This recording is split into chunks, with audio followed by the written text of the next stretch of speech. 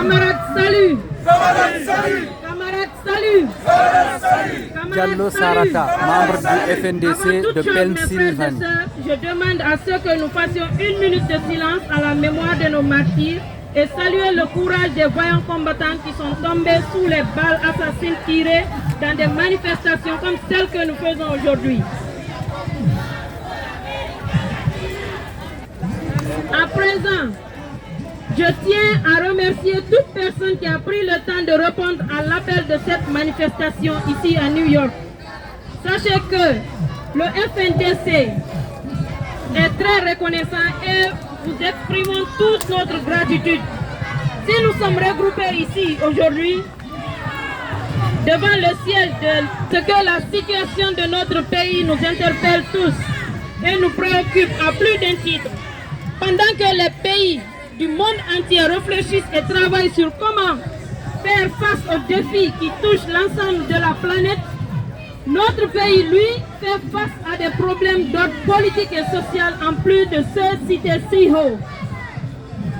Il est à regretter que notre pays, la Guinée, malgré ses ressources du sous-sol et de celles des humains, reste l'un des pays où la pauvreté touche la plupart de la population. Cette pauvreté entraînée par la corruption, l'injustice, est la résultante de plusieurs décennies de malgouvernance. Une malgouvernance qui a été pratiquée par des différents régimes qui se sont succédés depuis notre indépendance. Parlant justement d'indépendance, notre pays était pourtant l'un des premiers à y accéder, ce qui devait lui donner un avantage considérable dans sa course vers le développement. Malheureusement, plutôt que de capitaliser ces avantages, nos dirigeants ont plus pensé à eux, à leur famille et à leurs proches que de penser à l'ensemble du pays et à ses fils. Et comme conséquence, le pays a manqué de tout. Nous manquons de eau potable, l'électricité, l'hôpital, écoles, infrastructures routières, bref, les besoins vitaux.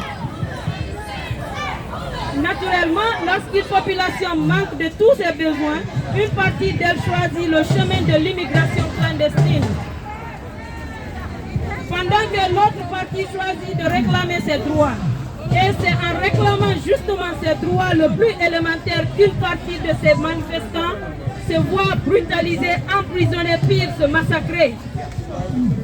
Depuis le 5 septembre de l'année dernière, notre pays est entré dans une nouvelle transition militaire qui au début avait suscité un espoir.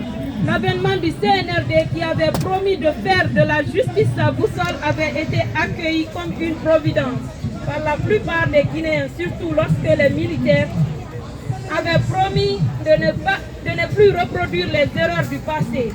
Malheureusement, aujourd'hui, est de constater qu'en 12 mois de règne, le CNRD non seulement a confisqué toutes les libertés fondamentales. Face à cette situation de lendemain incertain avec des leaders politiques et activistes sont en exil ou en prison, une action de la part de la communauté internationale est plus que nécessaire. C'est pourquoi nous profitons de cette tribune annuelle pour appeler l'ensemble des dirigeants de cette planète à agir pour sauver notre pays qui est la Guinée de cette dictature qui ne fait que s'enraciner. Nous osons espérer que notre appel sera entendu, qu'une action prompte sera prise en notre faveur. Vive la résistance, vive l'unité nationale et vive la communauté internationale, vive le FNDC. Je vous remercie. Hey, our Guinea-Bissau